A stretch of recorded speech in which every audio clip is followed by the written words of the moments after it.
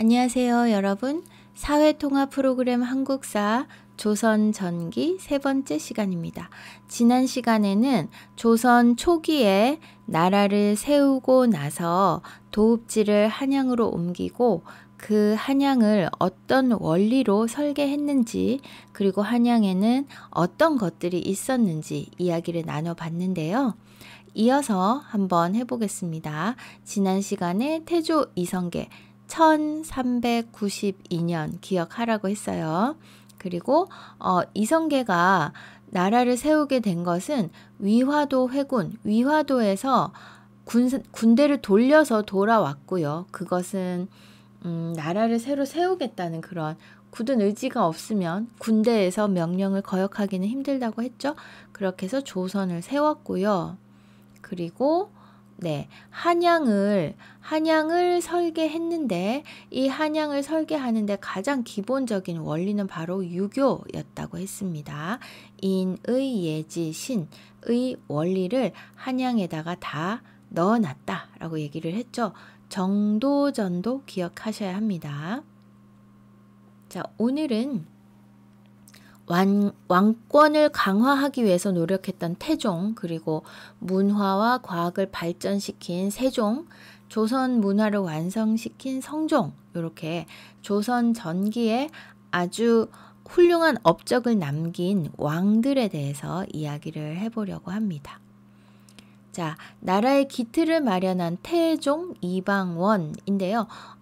태종 이방원은 태조 이성계의 아들이었습니다. 자, 태종 이방원이 어떻게 해서 나라의 기틀을 마련을 했느냐 보시면은요, 조선의 세 번째 왕이고요. 왕족과 공신의 군대를 없앴어요. 왜요? 왕족은 왕의 친척이고요. 공신은 조선을 세우는데 큰 공을 세운 신하입니다. 그러면 이방원이 왕이 되기 전에는 왕족과 공신이 군대를 가질 수 있었다는 얘기죠. 그런데 왕족과 공신이 군대를 가지고 있으면 왕의 힘이 아무래도 약해지겠죠. 군대는 왕만 가질 수 있어. 니네는 군대 가질 수 없어. 라고 하면 왕의 힘이 더 세지잖아요. 그래서 태종 이방원은 왕권 강화, 완전히 연결을 시켜야 합니다. 왕의 권력을 강화하기 위해서 다양한 정책을 펼쳤다. 그러니까 그것과 연결이 되죠. 왕족과 공신의 군대를 없앴다라는 게 연결이 됩니다. 그리고 중앙 정치 조직을 정비했다. 정치를 잘 하기 위해서는 조직이 잘 갖추어져야 하는데, 한양을 중심으로 한 중앙 정치 조직을 잘 갖추었다라는 얘기. 그 다음 전국을 8개의 도로 나누었다. 이게 태종 이방원 때부터입니다. 자, 함길도, 평안도, 황해도, 강원도, 경기도, 충청도, 경상도, 전라도. 여기 이제 함길도라고 되어 있는데 요즘에는 함경도라고 부릅니다. 그거 말고는 거의 지금과 비슷한 8도로 전국을 나눈 것이 바로 태종 이방원 때부터다. 기억하시고요. 그리고 이 8개 도에는 관찰사를 파견하고 8개 도 아래에 있는 부목 이런 곳에는 수령을 파견을 했다. 그러니까 결국은 뭐예요? 지방에서도 니네 마음대로 그 지도자를 뽑지 마. 내가 보낼 거야. 결국은 왕이 지방에까지도 자기가 뽑은 사람을 보냈다라는 얘기잖아요. 그러니까 왕권 강화하고 또 연결이 되죠. 그죠? 태종 이방원 하면 왕권 강화 생각하시면 됩니다. 그 다음에 여러분도 잘 알고 있는 세종대왕이죠. 누구보다도 백성을 사랑한 왕이라고 하는데요. 조선의 4번째 왕입니다. 태종 임금님의 아들이었어요. 네, 셋째 아들이죠. 근데 셋째 아들이 왜 왕이 됐지? 하는데 그 첫째와 둘째가 나 왕 안 할 거야 했습니다. 그래서 셋째 아들이 왕이 됐는데요. 두 형님들이 이 세종대왕을 보고 제가 왕이 되면 정말 잘할 거다 생각을 하고 양보했다는 말이 많죠. 예. 조선의 제4대 임금 1418년부터 1450년까지 왕이었습니다.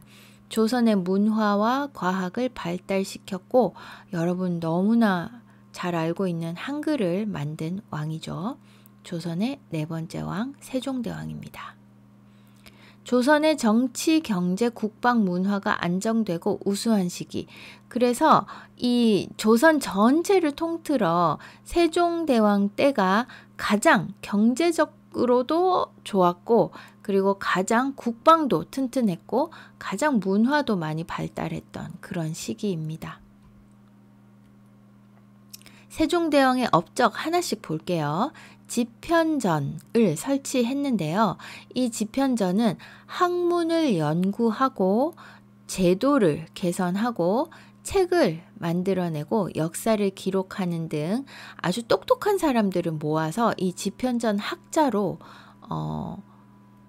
임명을 했어요. 그래서 계속 연구를 할 수 있도록 그런 기관을 만든 거죠. 집현전. 이 집현전을 중심으로 해서 학문도 연구하고 제도도 개선을 하고 좀 안 좋은 거 있으면 좋게 바꿔봐라 이렇게 한 겁니다. 그리고 책도 만들어내고요. 역사도 기록했어요. 여기는 이제 공부 잘하는 사람들 모아놓고 자기가 잘할 수 있는 거 계속 연구하도록 만들어 놓은 거다라고 생각을 하시면 됩니다. 그리고 두 번째 업적, 훈민정음이죠. 훈민정음 한글이라고 우리가 말하는 건데 백성을 가르치는 바른 소리라는 뜻입니다. 소리 내는 기관을 본떠서 자음 17자를 만들고 하늘 땅 사람의 모양을 본떠서 모음 11자를 만들었다라고 하는데 조금 다르죠. 지금 여러분, 지금은 어때요? 지금은 자음이 19개, 모음이 21개 해서 40자잖아요. 훈민정음이 처음 만들어졌을 때는 자음이 17개였습니다. 없어진 것도 있고 새로 생긴 것도 있고 그래요. 한자에 비해 배우기가 쉽고 모든 소리를 표현할 수 있다 라는 장점이 있었고요. 하지만 처음에 만들어 놓고 나서는 많은 양반들이 이거 뭐 글자가 왜 필요하냐 하면서 반대를 엄청 많이 했어요. 그래서 배우기 쉽고 똑똑한 사람은 한나절이면 배운다라고 했었습니다. 이 훈민정음에 그렇게 되어 있어요. 주로 부녀자, 여자들과 평민들이 주로 사용을 했었어요. 1997년 유네스코 세계 기록 유산으로 지정이 되어 있고 지금 전 세계 언어학자들로부터 한글의 우수성을 인정받고 있습니다. 그래서 훈민정음상, 세종대왕상 이런 상들도 있어요. 훈민정음. 여러분들이 이 컴퓨터 자판을 한글로 쳐보면 정말 어쩌면 지금 이런 시대를 예상하고 글씨를 만들었을까 할 정도로 굉장히 자판 치기 쉽게 잘 돼 있습니다. 그 다음에 세종대왕의 또 다른 업적, 과학기술의 발전이죠. 농사가 중요했던 조선시대입니다. 그러니까 이 날씨와 시간, 계절의 변화를 빨리빨리 알아내고 그에 따라서 대비를 하는 게 굉장히 중요하잖아요. 그리고 어떻게 계절이 변하는지 어떤 특징이 있는지를 알아내는 것도 굉장히 중요한 일입니다. 그래서 시간, 해시계, 앙부일구라고 해서 굉장히 정밀하게 시간을 잴 수 있었다고 하고요. 자경루, 물시계, 물이 이렇게 담겨지면은 일정한 양으로 물이 흐르게 해서 담겨지면 쏟아지고 그러면서 이제 그 시간이 정확하게 책정될 수 있도록 했는데 소리도 났다고 하죠. 띵띵 이렇게 시각을 알리는 소리도 나는 그런 시계였습니다. 시간이 중요했기 때문에 해시계, 해가 없을 때 그럼 어떡하지? 그래, 물시계도 만들자. 이렇게 된 거겠죠. 그 다음에 세종대왕 때 이 모든 발명품들을 만들어낸 과학자가 바로 장영실입니다. 장영실은 부산의 관노였어요. 관청의 노비. 그런데 이 똑똑하고 재주가 있다라는 소문이 나서 세종대왕이 서울로 불렀어요. 네, 한양으로 부르고 이야기를 나누어 보고 나서 이 사람은 정말 보통이 아니다. 굉장한 인재구나 생각을 해서 이 노비였지만 세종이 적극적으로 밀어줘가지고 그 많은 것들을 다 발명할 수 있도록 했죠. 자경루, 앙부일구, 갑인자 등 여러 가지 발명을 통해 조선시대 과학 발전에 큰 공을 세운 사람입니다. 장영실 이름 기억해 두시고요. 자, 장영실이 만든 발명품 측우기, 비가 온 양을 측정할 수 있는 기구입니다. 세계 최초로 강우량을 측정하는 기구예요. 그리고 혼천의, 이것은 천문, 하늘에 있는 별의 이 움직임을 관찰할 수 있는 건데 아침, 저녁 등 하늘의 적도 좌표를 관측하고 해, 달, 별의 운행을 추적하는 데 사용했다고 합니다. 너무 멋지지 않아요? 그 시대에 이런 것들을 개발할 수 있었다는 거죠. 그런데 그 장영실의 재능을 볼 줄 알았고 그리고 신분과 상관없이 그 빡빡하던 신분 사회에서 신분과 상관없이 그 인재를 등용하는 세종대왕의 그런 해안이 있었기 때문에 이런 게 가능하지 않았나 생각합니다. 그리고 세종대왕의 업적 중에 금속 활자가 있는데요. 이 갑인자라는 금속 활자를 만들었습니다. 활자 모양이 네모 반듯하고요. 조판의 조립 형태가 아주 정교해서 한 번에 많은 양을 찍어낼 수 있었다고 합니다. 갑인자로 찍은 책을 보면은 흐트러짐이 없이 반듯하죠. 인쇄 기술의 발전을 보여준다 하는데 이 세종대왕의 업적 중에서 사람들이 잘 모르는 부분이기도 한데 갑인자는 굉장히 중요한 업적입니다. 왜냐하면 인쇄 기술의 발전은요, 많은 사람들이 책을 볼 수 있게 해주잖아요. 그렇기 때문에 책을 보는 사람들이 많아지면 사람들의 지식 그리고 지혜가 좋아지죠. 사회가 발전하게 되는 굉장히 중요한 원동력이 되는 겁니다. 그리고 책도 정말 많이 펴내셨어요. 이 중에서 삼강행실도 하나 가지고 왔는데요. 책은 이것뿐만이 아니고 너무너무 많이 편찬을 했는데 그 중에서 조금 특색 있는 삼강행실도 한번 보겠습니다. 윤리책이에요. 윤리책, 도덕책이에요. 이렇게 해라, 저렇게 해라, 이렇게 하면 안 된다, 이렇게 하면 좋다, 이런 거예요. 백성들이 유교의 윤리를 잘 실천하도록 하기 위해서 만들어냈는데요. 우리나라와 중국의 책에서 군신, 임금과 신하, 부자, 아버지와 아들, 부부는 부부죠. 부부 사이에 모범이 될 만한 이야기를 모아서 만든 책입니다. 그림을 함께 넣어서 보기 쉽게 했다는 것도 특징이고, 그리고 우리나라의 책에서도 예시를 뽑아냈다라는 거죠. 임금과 신하, 아버지와 아들, 부부 사이의 이 관계는 유교에서 굉장히 강조하는 관계입니다. 그래서 이 세 가지 사이에서 모범이 될 만한 이야기를 모아서 책으로 만들었어요. 그런데 많은 사람들이 좀 재밌게 보도록 하기 위해서 그림도 넣었죠. 그 다음에 또 하나 유명한 책이 있는데요. 농사직설입니다. 세종은 백성들을 위해서 무엇을 할 수 있을까라는 고민을 굉장히 많이 한 왕인데 백성들이 제일 좋으려면 농사지어서 이게 곡식이 많이 수확이 되면 좋은 거잖아요. 그래서 배부르게 먹으면 백성들한테는 정말 좋은 거죠.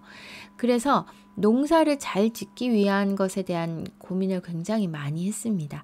아까 측우기 같은 것도 똑같은 이유로 그걸 발명을 하라고 시킨 거겠죠. 근데 이 농사직설도요, 우리나라 토지와 우리나라 기후에 맞는 농사법이 기록된 책입니다.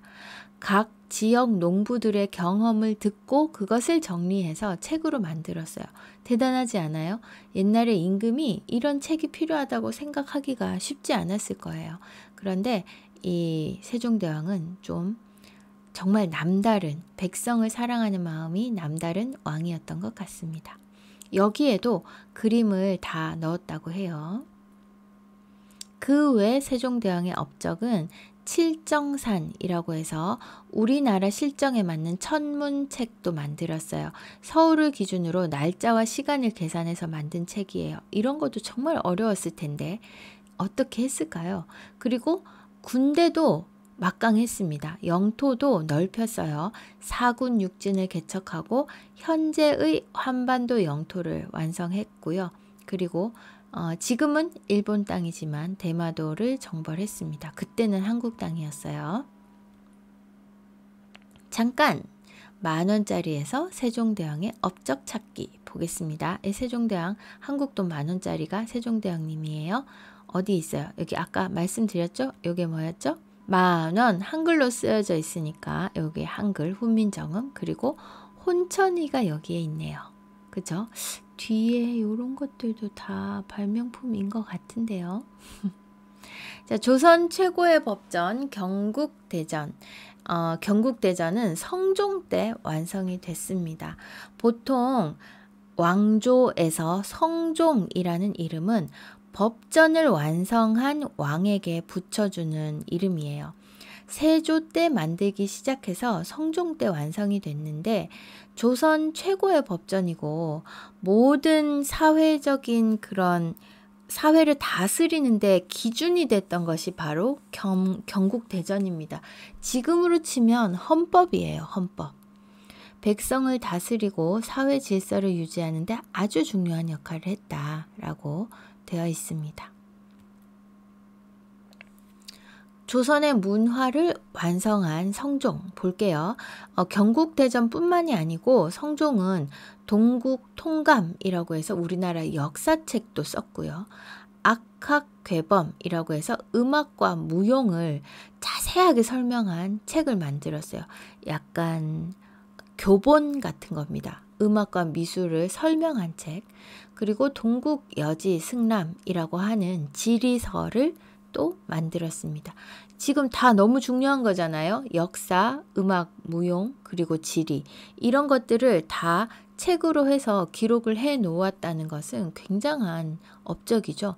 그래서 성종을 조선의 문화를 완성했다라고 해서 성자를 씁니다.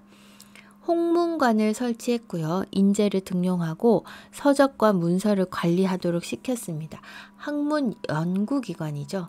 경국대전을 완성했고 숭유억불, 불교를 누르고 유교를 숭상한다. 유교를 받드는 이런 정책을 만들었어요.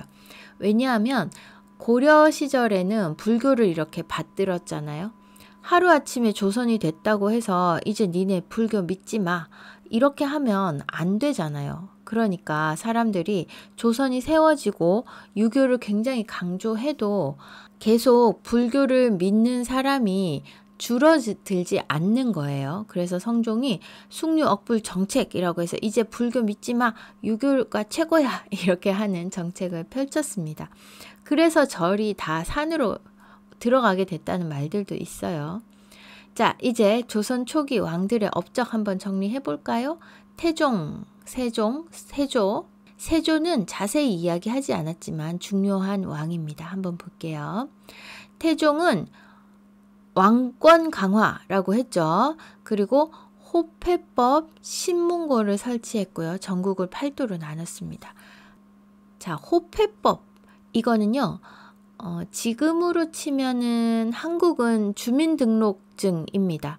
그러니까 누가 언제 태어났고 이름이 뭐고 어디에 살고 이거를 정확하게 다 기록이 되어 있어야 세금도 정확하게 걷고 하잖아요. 그러니까 이 신분에 맞는 호패를 다 나눠주고 그걸 가지고 다니게 했어요. 그런데 남자 여자 모두는 아니고요. 예, 그 성인 남자들에게만 호패를 주긴 했는데 그래도 정확하게 국민의 수와 뭐 이런 거를 알아내기 위해 굉장히 중요한 호패법을 실시했죠. 그 전에는 이런 게 없었다는 얘기겠죠.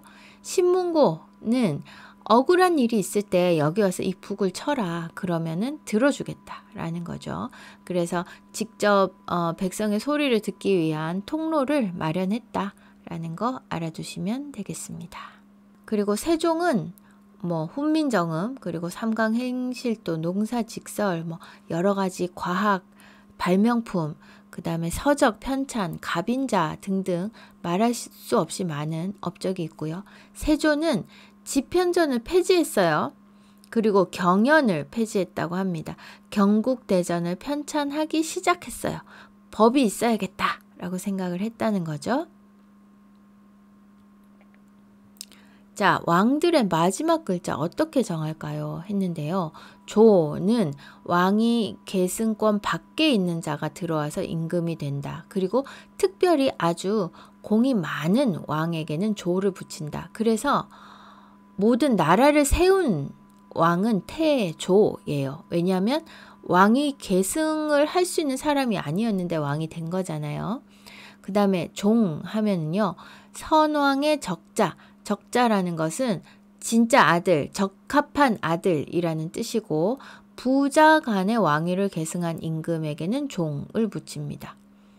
그리고 군은 폐위된 왕이에요. 조선 전체에서는 연산군, 광해군 두 왕이 있습니다. 대군과 공주는 중전, 정식 왕비의 아들, 딸이고요. 군과 옹주는 후궁의 아들, 딸을 부르는 이름이었어요. 자, 조선 왕조 계보 잠시만 볼게요. 태조, 이성계, 그 다음에 정종이라고 해서 이성계의 아들입니다. 그리고 세 번째 왕이 태종, 이성계의 아들인데 더 나이 많은 아들이었어요. 정종보다.